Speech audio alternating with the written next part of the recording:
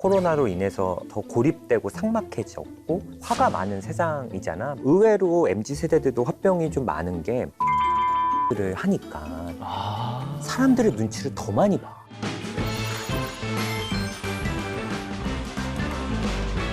혹시 두 명은 각 나라마다 고유한 정신질환이 있는 거 알아? 몰랐지? 나라마다 다른? 나라마다. 똑같은 그렇지? 사람인데? 뭐 기후나 뭐 먹는 음식 때문에 그런가? 근데 그것 때문에 정신병이 생기진 않을 거 아니야. 아니 막 너무 맛없는 음식 먹다 보면 뭐 식욕 감소 이런 거? 약간 그런 거? 이게 특정 문화, 특정 지역사회마다 생기는 병리적인 현상들을 말하는데 우리가 이거를 컬처 바운드 신드롬이라고 해. 우리말로는 뭐 문화권 증후군, 문화 관련 증후군 이렇게 얘기를 이런 하거든. 말은 처음 들어보네. 그치?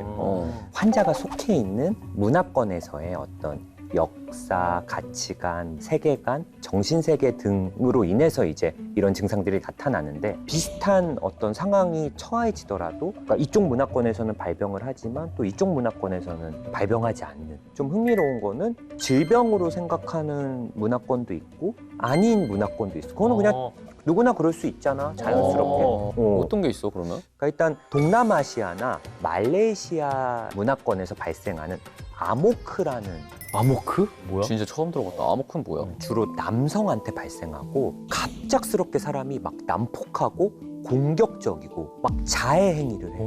갑자기 막 그러다가 심한 졸음을 유발하면서 이제 이 상황이 끝나고 나면 본인은 이 일을 기억. 뭐야? 술주정이야? 술과도 전혀 상관없는. 근데 왜 그래? 약이랑도 상관없고. 아마 이제 단기정신병이나 해리 장애 이런 데 속하지 않을까? 정신과 전문의들은 그렇게 보고 있고 또 피블록토라는 질환이 있는데 북극 문화권, 뭐 이누이트나 에스키모 여성들에게 보이는데 며칠 동안은 좀 굉장히 피로하고 우울하고 침울하다가 갑자기 흥분해서 이 북극 문화권은 되게 엄청 춥겠지 거기는. 추운 날씨에 막 옷을 찢고 벗고 막 뛰어다니고 막 바깥에서?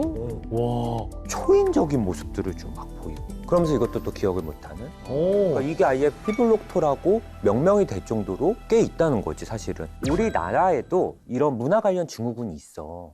우리나라? 우리나라 뭐가 있지? 바로 화병이야 화병. 화병. 많이 들어봤지? 화병은 많이 들어봤다.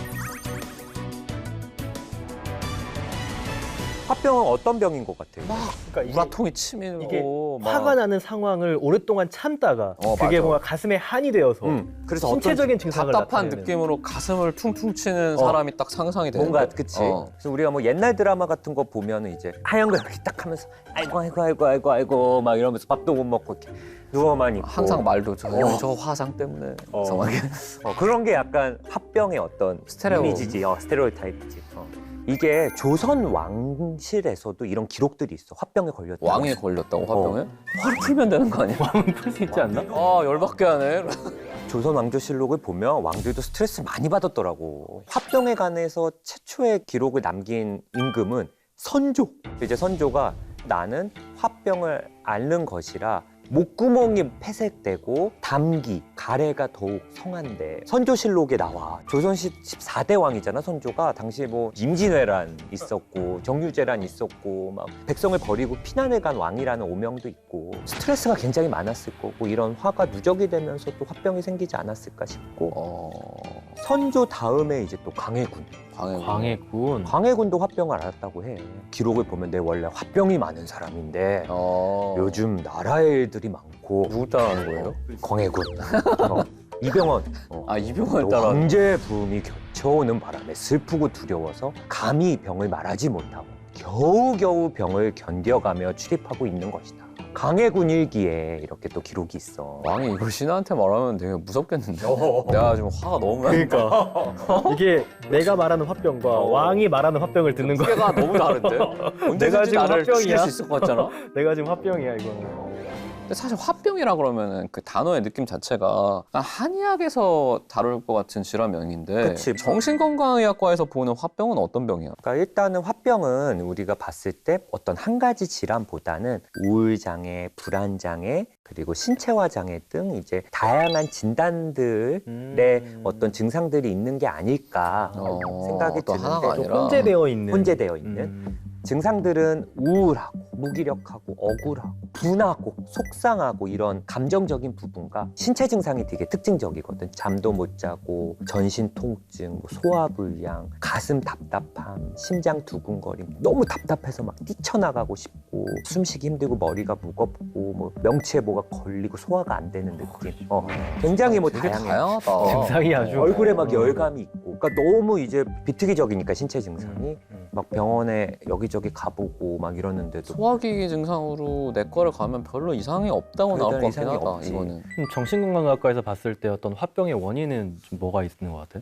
우리가 살다 보면 우울할 때도 있고 화날 때도 있고 이러는데 이거를 어느 정도 좀 표현을 하고 내가 내 감정을 좀 알아채면서 좀 달래줘야 되는데 감정을 표현하지 않고 지나치게 좀 억누르는, 그래서 뭔가 내 감정을 무시하고 다른 사람들의 감정에 좀 더 우선시해서 이런 증상들이 신체 증상으로 좀 표현이 되는 경우라고 생각하면 될 것 같아요. 그러면 그게 타인의 감정을 조금 더 살피고 스트레스를 분출하는 게 좀 어색한 우리나라 문화권에서 조금 더 취약해서 그치, 뭔가 생기는 우리나라 문화, 유교적 문화권에서 유교적 아무래도 문화권에서. 영향이 있지 않을까 싶어. 실제로 근데 화병 환자를 진료해 본 적 있어? 많지. 많아? 오. 막 명절 증후군이라고 하잖아. 그럴 때 또 많이 진료를 했던 경험이 있어. 40대 평범한 주부신데 시월드, 시댁, 부부간의 갈등이 있어. 명절 되면은 뭐 아유 애미야 음식이 짜다. 뭐 이렇게 하시는 거지. 짜네. 이렇게 하면 뭐 전날 와서 뭐 전이라도 부쳐야 되지 않니? 뭐 이렇게 얘기를 하고. 아유 기름을 이렇게 붓니, 전을 튀기니 굽니 이러면 이제 막 그럼 또 막 명절 가기 전부터 막 잠을 못 자고 답답하고 또 시어머니가 앞에서 그러면 또 그 앞에서 네 어머니 뭐 이렇게 하고 이런 게 좀 참다가 막 잠도 오지 않고 막 온몸이 뜨거운 느낌이 들고, 그래서 막 갱년기 증후군인가 해서 뭐 호르몬 검사도 받는데 이상도 없고. 근데 요즘은 또 다른 게 오히려 시어머니 같은 분들이 며느리한테 뭔가 이렇게 얘기를 하고 싶어도 그런 얘기를 하면 안 될 것 같고. 그치 사회적 분위기가 또 이렇게 얘기를 하면 나 때문에 우리 아들과 며느리가 또 싸울 것 같고 남편한테 또 풀려고 그러면 아유 그냥 요즘 애들 자기 알아서 하게 두세요. 또 막 이렇게 하고 아들한테 또 얘기하면 아들이 아 엄마 뭐 됐어요. 막 그럼 우리끼리 알아서 할게요. 또 이러니까 이제 또 요즘은 시어머니들도 아래 눈치를 보고 그러니까 예전에 뭐 신입사원들이 윗분들 눈치만 봤다고 한다면 요즘은 상사들도 또 막 회식을 하려고 그러면 또 안 될 것 같고 뭔가 일을 시키기에도 좀 조언을 정해져 있지 않은 일을 않으니까. 시키면 좀 그렇지. 그러니까 요즘은 다양한 군에서도 좀 화병이 있는 것 같아. 그러면 화병에 유독 잘 걸리는 유형이 있을까? 일단은 감정을 잘 표현을 못하는 분들, 그러겠네. 부탁하는 것도 잘 거절 못하고 싫은 소리 못하고 막 예스맨. 예스맨 이런 분들이 화병이 있을 수 있어. 왜냐하면 화가 안 나는 사람이라는 건 없어. 그치. 표현을 안 할 뿐이지. 근데 이제 그런 분들이 화가 난다, 불안하다 이렇게 얘기를 하기보단 그걸 억누르다 보니까 뭐 두통이나 가슴 답답함, 속 불편감 이런 신체 증상으로 좀 나타날 수 있지.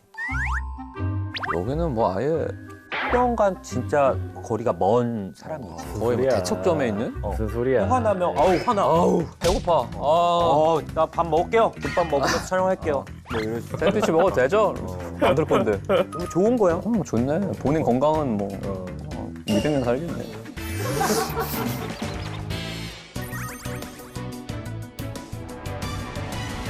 화병이 요즘은 MZ 세대들도 많이 걸린다고 하는데 이게 진짜인가? MZ 세대들은 할 말 한다. 뭐 이런 약간 느낌. 뉴스나 이럴 때 항상 그런 식으로 나오잖아.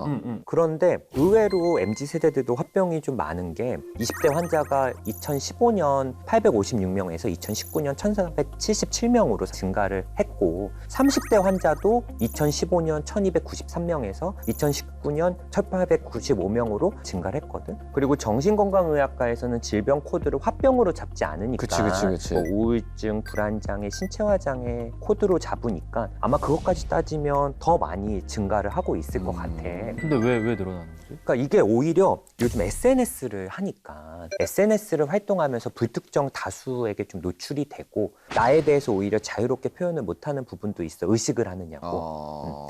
나도 SNS를 하지만 SNS를 사용하다 보면 내 있는 그대로를 잘 표현을 오히려 못하게 되는 것 같아. 보통 좋은 데 갈 때 올리고. 맞아. 그렇지. 뭐 특별한 데 갔을 때. 근데 뭐 현실은 또 막 힘들 때가 더 많잖아. 그렇게 좋을 때 사진 한 장보다는. 그러다 보니까 뭐 SNS에서 이렇게 나를 표현한다는 게 진정한 나일까? 페이스북 디프레션이라는 신조어가 심리 용어가 있거든. 오. 다른 사람의 페이스북을 보면서 더 우울해지는 거야. 상대적인 박탈감을 느끼고.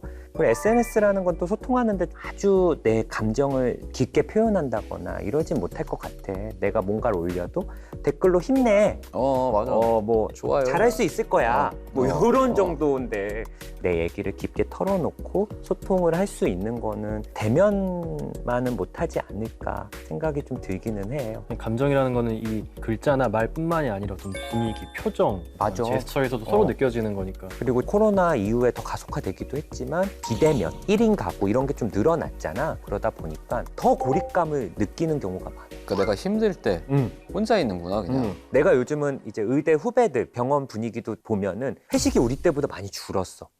확실히. 이제 개인 생활이 중요하니까 회식 문화라던가 뭐 사수와 후배 관계 이런 게 사실은 안 좋은 부분도 있지만 불편할 수도 있지만 업무적인 것뿐만 아니라 인간적으로도 의지하고 조언을 구할 수 있는 일단 선배니까. 근데 이제 선후배의 어떤 순기능들도 좀 사라지는 부분도 있는 것 같아. 그래서 요즘 MZ 세대들은 정체성이나 이런 부분에 있어 혼란을 좀 느끼는 부분도 이 화병이 좀 늘어나는 이유라고 생각을 해. 화병의 그런 스트레스들이 뭐 치매 이런 거랑도 좀 관련이 있다는 이야기가 있던데 이건 그치. 뭘까? 치료받지 않은 우울증은 치매 위험성을 높일 수 있는 대표적인 부분이거든. 화병 증상이 어쨌든 우울과 신체 증상을 갖고 있는데 이거를 치료하지 않고 지나치면 치매까지 이어질 수도 있어. 또 이게 스트레스가 계속 되고 이거를 뭔가 담배나 술 이런 거를 하면서 스트레스 좀 풀려고 하니까 그런 거에 좀 의존할 가능성이 좀 높아져서 신체, 정신 건강에 다 악영향을 줄 수가 있어. 이 얘기 듣다 보면은 혹시 나도 화병 아니야? 이런 생각을 하시게 되는 분들 많을 것 같거든. 해볼 수 있는 자가 테스트 같은 게 있을까? 있어. 이게 이것도 있어? 있어? 일단 첫 번째, 밤에 잠을 잘 못 자고 자고 나도 개운하지 않다. 두 번째, 신경이 예민해져서 사소한 일에도 짜증이 난다. 세 번째, 두통이 있다. 소화가 안 된다. 쉽게 숨이 찬다. 화가 나면 얼굴과 온몸에 열이 오른다. 가슴이 두근두근 거린다. 의욕이 없다. 명치 끝이 딱딱하게 느껴진다. 혓바늘이 난다. 아랫배가 좀 따갑다. 12번째, 모간이 뭔가 꽉 찬 느낌이다. 이런 증상이 3가지 이상이면 화병을 의심해보고 가까운 정신건강의학과에 좀 방문을 해보라고 권유를 하고 있어. 만약에 내가 뭐 여기 해당이 된다 그러면은 뭐 어떻게 해야 되나? 개인적으로 내가 한번 해볼 수 있는 건 이제 말하기 치료가 도움이 된다. 말하기 치료? 그러니까 말하기 치료라는 거는 감정을 억누르는 대신 털어놓으면서 좀 좋아지는 걸 말해. 뭐 예를 들어 직장 상사가 내가 되게 열심히 일을 하는데 그거를 몰라주고 핀잔만 줬다. 그래서 화가 났다. 이런 거를 이제 우리가 언어화라고 하는데 한 발자국 떨어져서 내 감정을 좀 관찰하는. 보니까 감정의 어떤 원인을 이렇게 자기가 혼자 이야기를 해보면서 이 감정이 이 원인의 결과로 좀 합당한지 자기가 볼 수가 있겠네. 그렇지. 합당하다면 개선할 수 있는 부분을 좀 집중을 해보고 개선할 수 없는 부분은 아유 나쁜 놈. 화낼 만한 상황이었네. 그러고 이 새끼. 뭐 그러면서 그냥 뭐 오늘 즐거운 거라도 하자 뭐 이렇게 할 수 있으니까 내 감정을 객관화시킬 수 있고 내 생활이 감정에 좌우돼서 뭐 압도되어서 흔들리는 것도 좀 좋아질 수 있거든. 근데 갑자기 오늘 내 감정이 어땠지 이렇게 하는 게 되게 어렵고 연습이 쉽지 않을 것 필요해. 같아. 갑자기 그치. 그래서 뭐 감정일기, 우리가 일기를 쓰는데 감정일기 쓴다거나 오늘 내 하루의 감정을 뭐 이모티콘이나 스티커로 좀 해보는 것도 좀 도움이 될 수 있고 정기적인 운동이라던가 뭐 신체 활동, 뭐 사람들과 이렇게 교류하면서 스트레스를 정기적으로 꾸준하게 좀 풀어주는 게 되게 중요해요.